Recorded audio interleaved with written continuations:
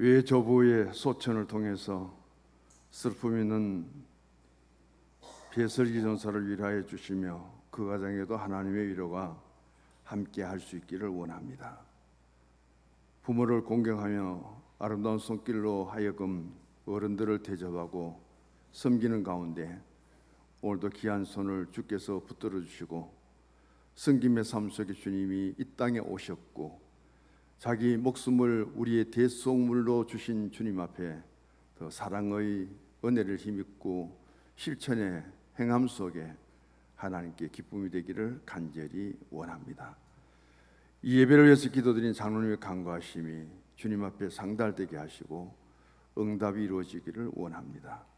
임마누엘 찬양대 주님 앞에 드리는 거룩한 성호를 받으시사 영광 중에 주님 계시었고 이 시간 말씀을 들고 주님 앞에 섰습니다.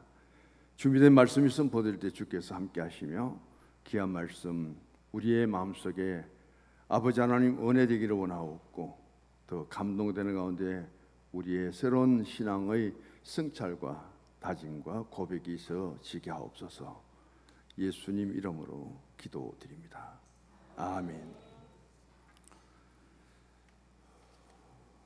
사진 한번 띄워주세요. 찰리 채플린이라는 사람 이름 많이 들어보셨죠? 영국 배우입니다. 많은 말들을 남겼는데 그 중에 하나를 인용을 합니다. 같이 읽어봅니다. 인생은 멀리서 보면 희극이고 가까이서 보면 비극이다.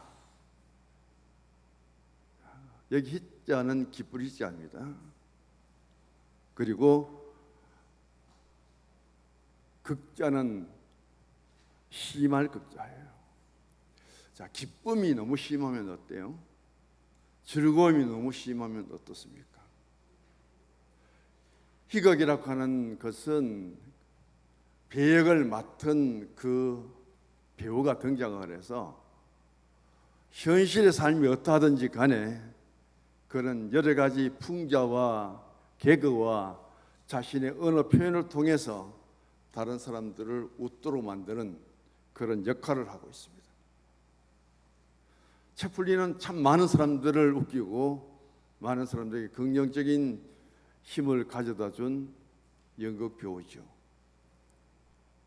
채플린은 이 희극이라는 단어를 두고 그리고 비극이라는 이 단어를 두고 한 가지 예를 들고 있습니다.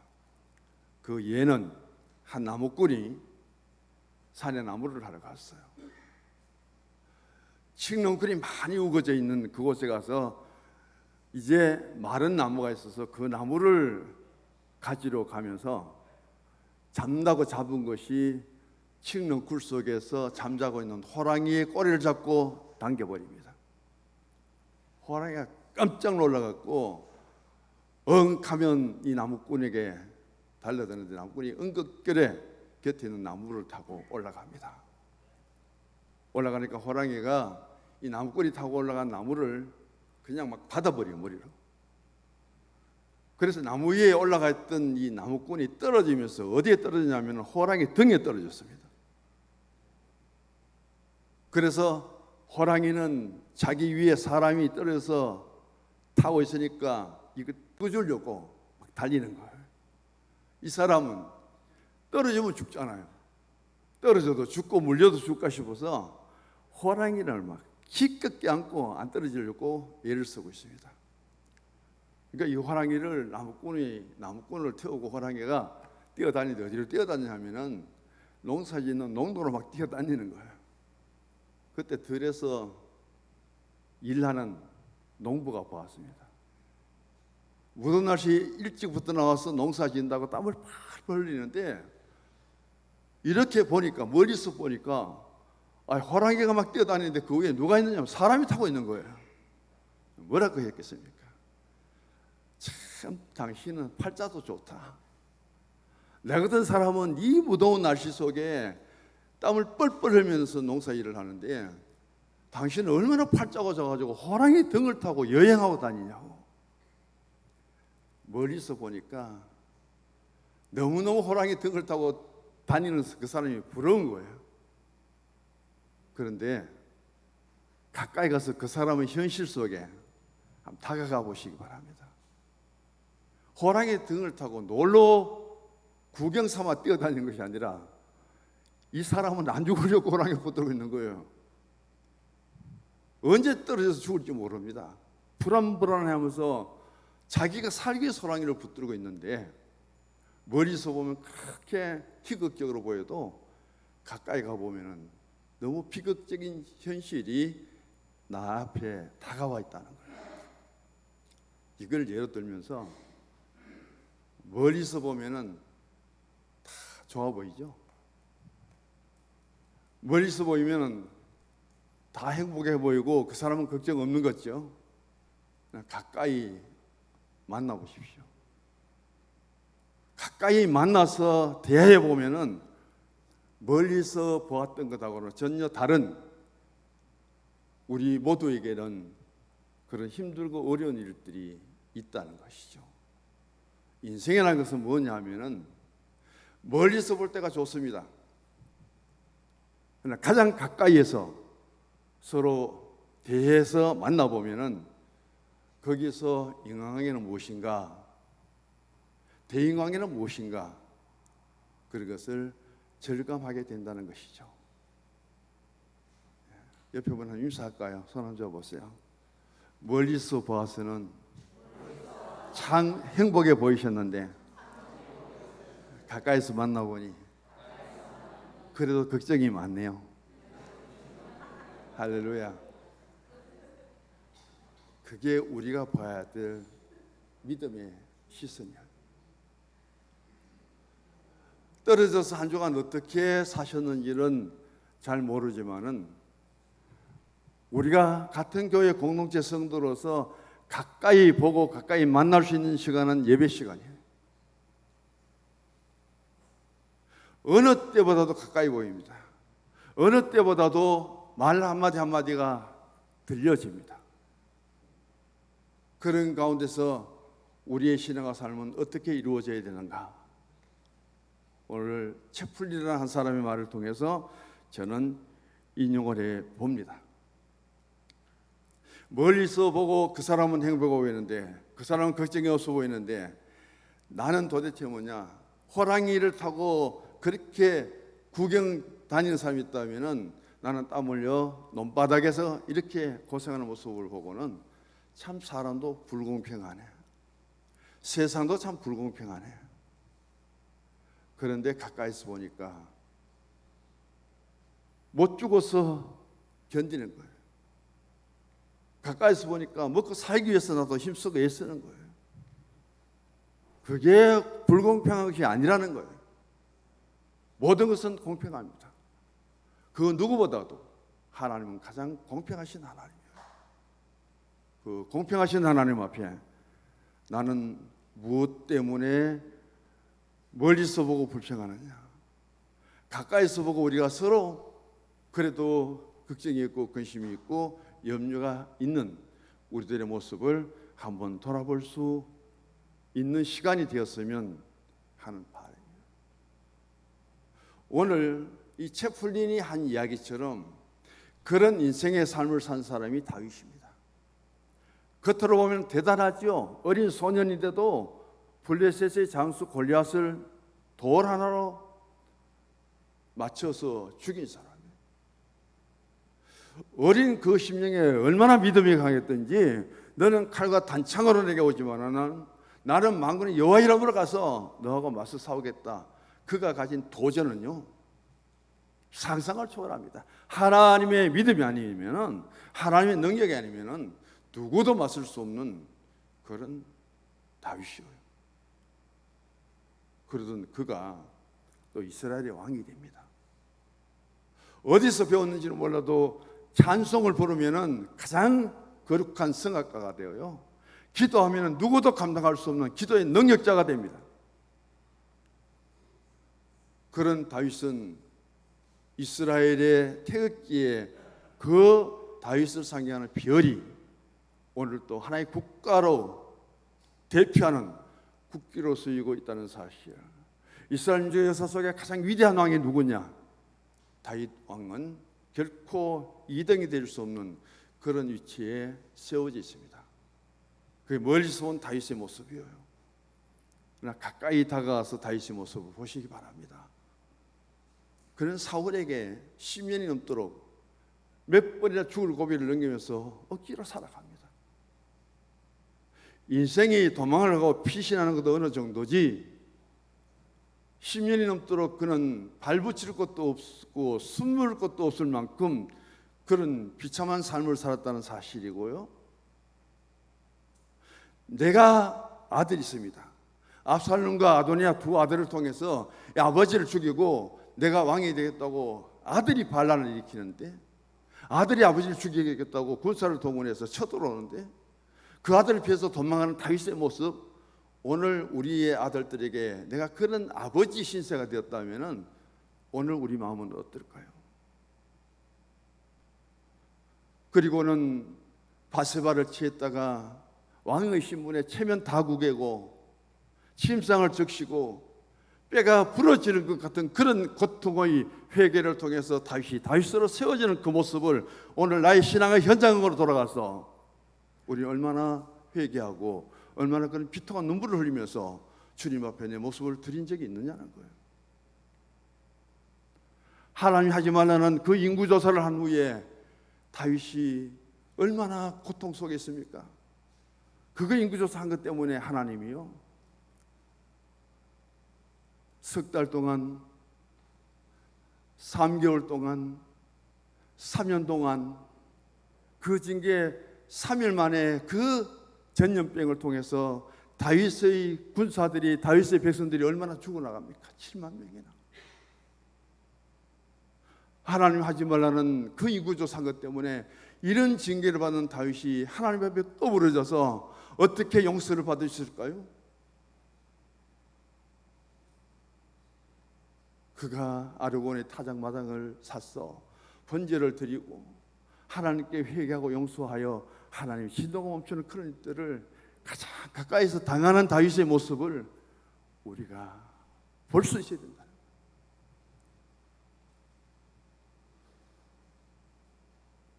목회자의 현실도 마찬가지예요. 무조건 찾아가고 무조건 만나고 무조건 용서해달라고 이해해달라고, 그것만이 다가 아니에요. 세워야 될 질서는 세우고 조직은 세워야 되고 하나의 공동체도 이제는 바로 세워야 될 때가 됐다, 그런 생각들을 느끼지만은 저는 생각을 하고 있습니다. 다윗이 하나님의 마음에 맞는 사람이라고 했는데 하나님의 마음에 맞는 사람의 뜻은 뭔지 아세요? 하나님이 다윗을 통해서 계획한 일이 있다는 거예요. 하나 예를 들게요. 마리아가 있습니다.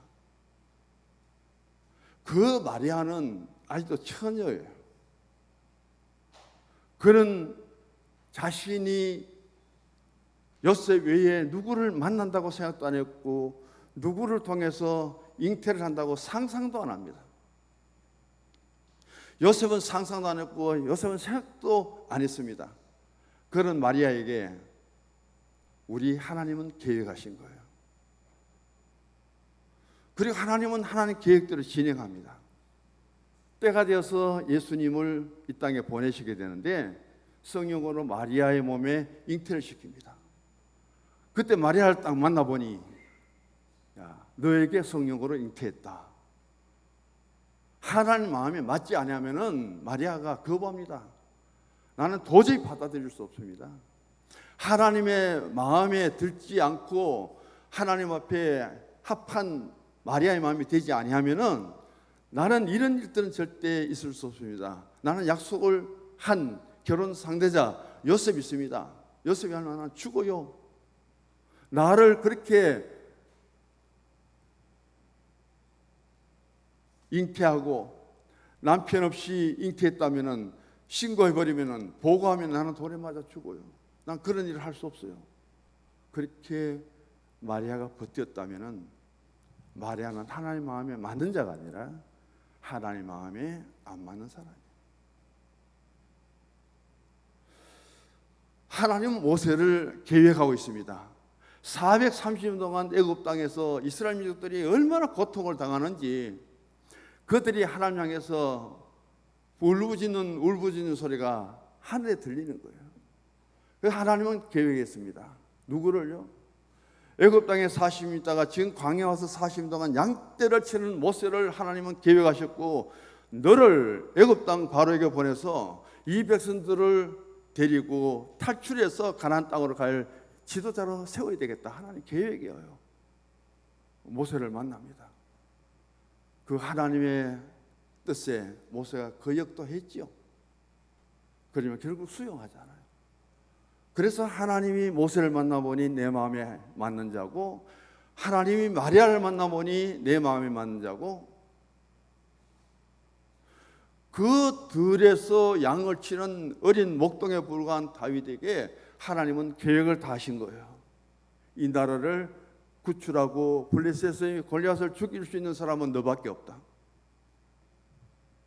그리고 장차 사울이 하나님을 버렸기 때문에 하나님도 버렸는데, 하나님의 버림을 받지 않고 참된 신앙의 삶을 왕으로서 이어갈 사람은 바로 너다. 하나님은 계획하신 거예요. 그런데 그 하나님의 계획에 다윗은 아낌없이 순종합니다. 하나님의 계획 속에 그대로 착착 맞아 들어가는 거예요. 그래서 하나님 말씀하시기를 너는 내 마음에 맞는 자다. 너는 내 마음에 맞는 자다. 이게 이해가 되십니까? 아버지도 나를 버렸어요. 7명의 형들도 자기를 인정 안 합니다. 너는 여기서 양떼를 쳐라. 7명의 형들이 치던 양떼까지 다 지금 어린 다윗이 양떼를 돌보고 있습니다. 그랬는데 하나님은 나를 알아주셨다. 시편 27편 10절의 말씀이에요. 하나님 만약에 나를 알아주지 않았다면, 하나님이 나를 인정해 주지 않았다면, 나는 아버지 뜻에, 형제들의 뜻에 들에서 양을 치는 목동으로서 나의 인생은 끝났다. 그런데 하나님이 나를 알아주어서 말째지만은 그 양들을 지키는 현장에서 그대로 꿈이 나고 왔지만은 하나님 말씀합니다. 내가 계획하고 내가 왕으로 세우고자 했던 사람은 저 다윗이다. 그래 말합니다. 사무엘에게 빨리 가서 기름 부어라. 하나님의 선택을 받은 하나님의 계획 속에 다윗은 그렇게 하나님의 맞는 자가 된 거예요. 그것을 통해서 오늘 우리에게 이런 말씀을 들려주고 있습니다. 우리가 모세도 그렇고요, 아브라함도 그렇고, 그리고 사울을 통해서 바울도 마찬가지예요. 하나님이 계획하십니다. 유대계 얼마나 젊은 한 청년이 열심인지 이 사울이라는 청년이 스데반을 돌로 쳐 죽이는데 앞장서고요. 그것도 부족해서 다메섹에 예수 믿는 사람들을 잡으러 가고요. 야, 저 사울을, 저 열심을, 잘못된 길을 한 번만 돌이켜서 방향만 바꿔주면은 멋지게 쓰일 사람이다. 예수님 그렇게 생각한 거예요. 그래서 그 사울에 가는 길을 돌이켜서 전환시키려고 그렇게 예수님이 성천에서 하나님 보좌 우편에 계시다가 내려오신 겁니다. 그리고 사울에 가는 길을 바꿔주잖아요. 핍박자가 복음 전도자를. 박해자가 얼마나 많은 교회를 세웁니까? 얼마나 많은 사람들을 그가 복음을 전해서 전도를 합니까? 그것도 모자라서 13권 전도 2권, 3권 책을 써서 오늘 바울 서신을 통해서 우리가 이 시대를 살아가면 얼마나 신앙의 은혜를 받고 있습니까? 그래서 하나님 보실 때 이 사울도 하나님 마음에 맞는 자라. 거부합니다. 나는요 유대인인데요, 나는 율법 학자인데요, 나는 바리새인인데요, 난 로마식을 갖고 있는데요, 이단 예수 나는 전할 수 없습니다 하고 그렇게 버텼다면 사울은 아니에요.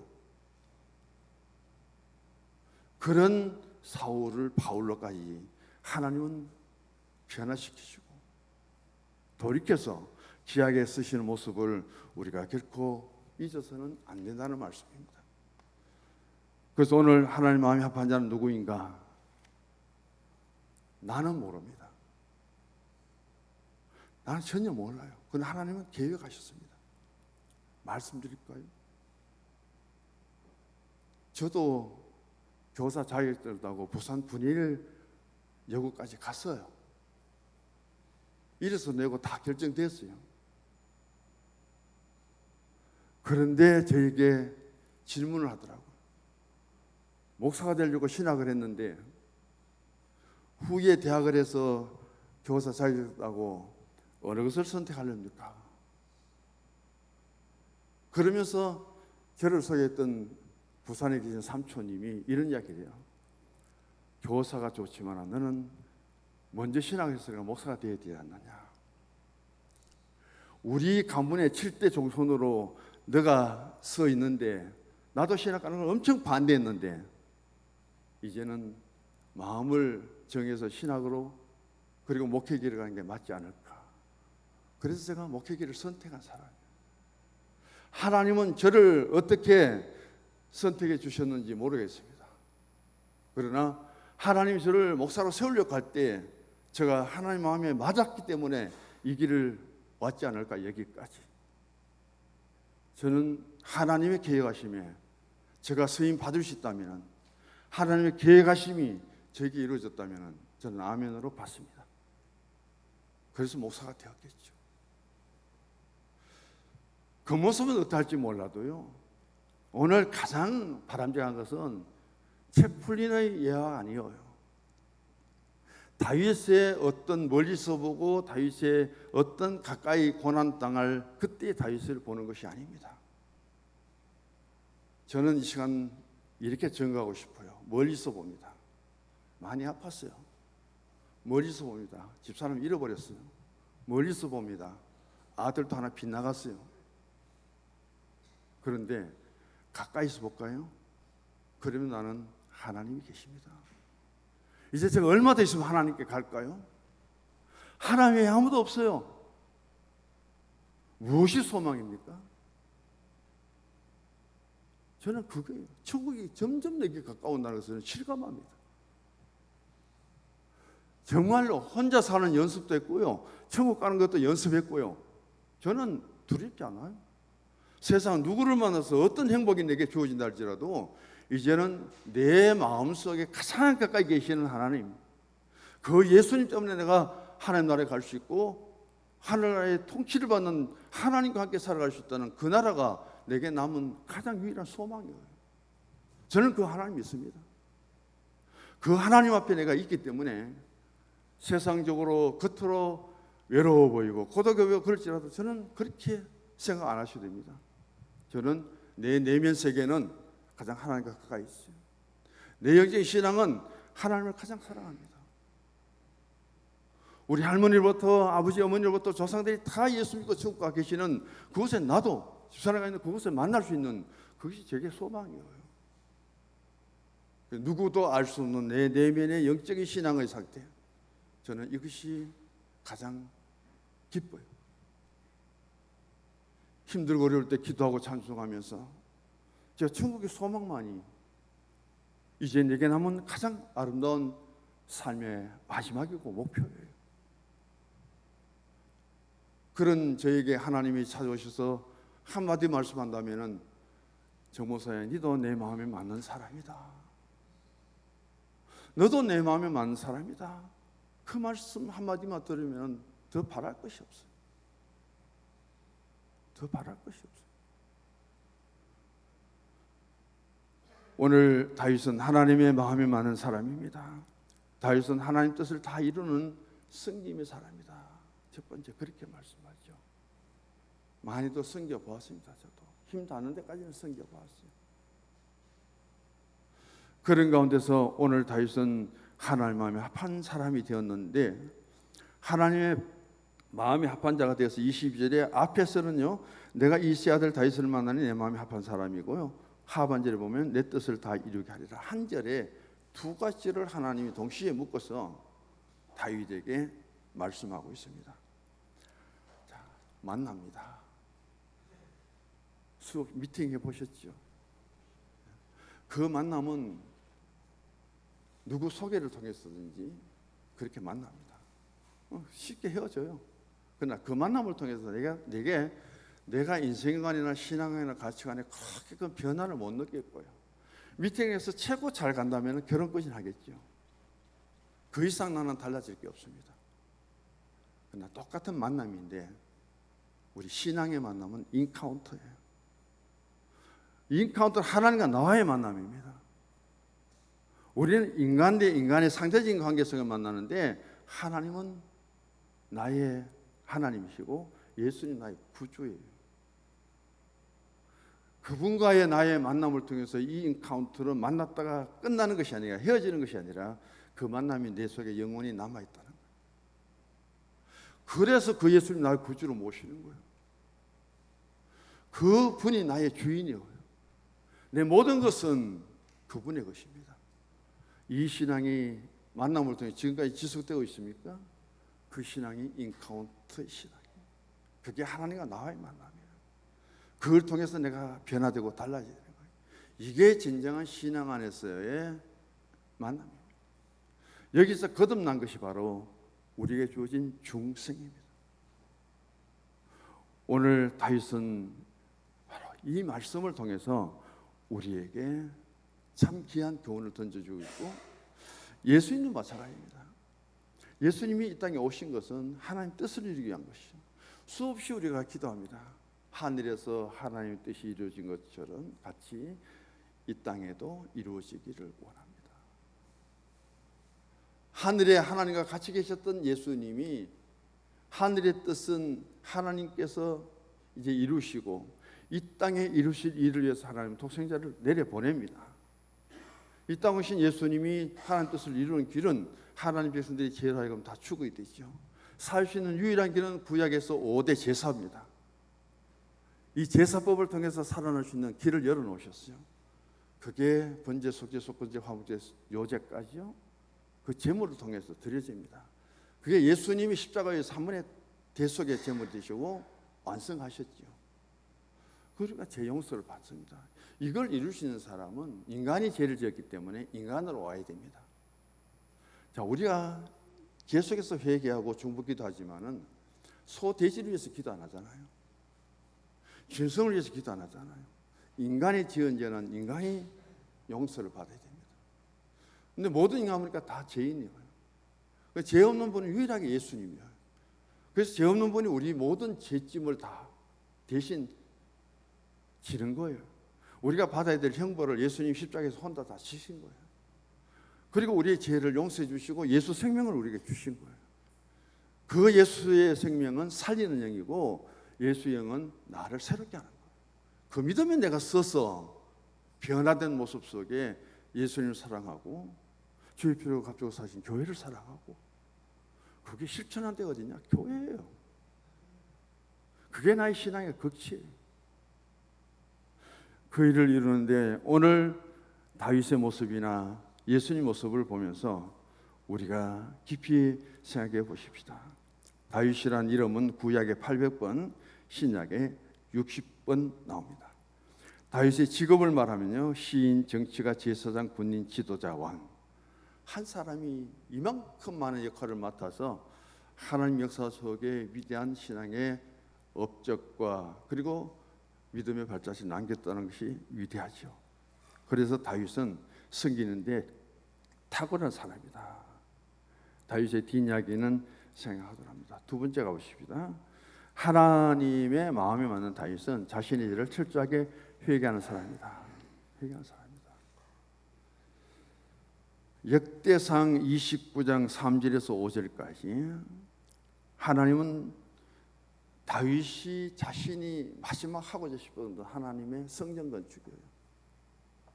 하나님 다윗에게 다 허락하셨는데 성전 건축을 허락하지 않습니다. 이유는요,